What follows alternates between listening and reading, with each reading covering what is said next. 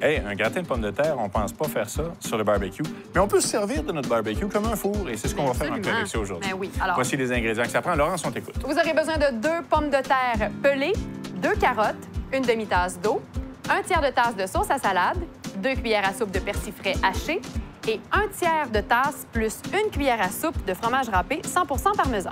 Je te confie les carottes. On veut des petites rondelles. OK. Je m'occupe des pommes de terre Yukon Gold ou Ouais. pommes de terre rouges, 2 variétés qu'on pourrait utiliser dans cette recette-là. OK.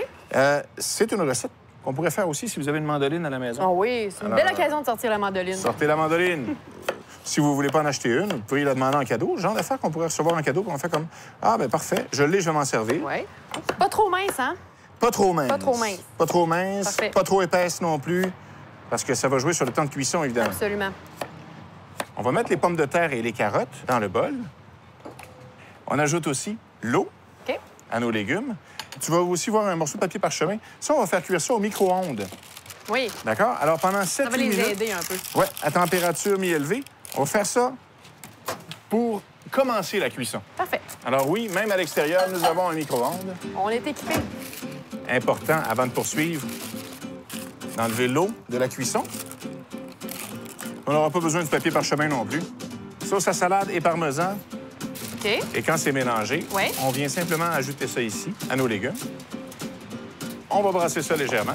J'ai vraiment l'impression de laisser Laurence travailler aujourd'hui. C'est même pas une impression. Et j'ai beaucoup de plaisir.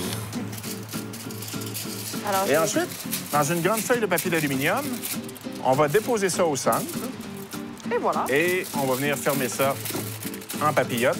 En laissant quand même assez d'air. Oui, on laisse toujours un petit peu d'air pour la Pour que ça circulation. Oui, effectivement.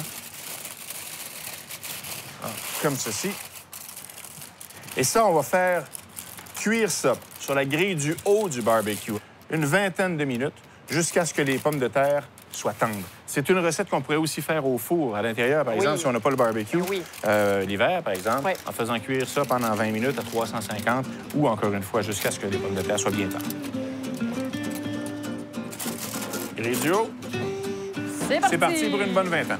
Quand on sort la papillote du four, c'est Ça important. sent bon. C'est ça qui se passe quand on Oui, sort la ça- papillote du mais four. avant que ça sente bon, là, OK, on va faire des incisions avec un couteau, avec une fourchette, pour laisser la chaleur, la vapeur s'évaporer. Oui. Ça va nous éviter de nous brûler. Alors, OK. on ouvre la papillote, et là, Ça sent bon. ça sent bon. Alors, avant de servir, on va ajouter le parmesan qui reste, le persil frais haché finement, et ça va faire un accompagnement pour toutes vos grillades. Je trouve ça Extraordinaire beau, pour l'été. même dans le papier C'est d'aluminium. beau, hein?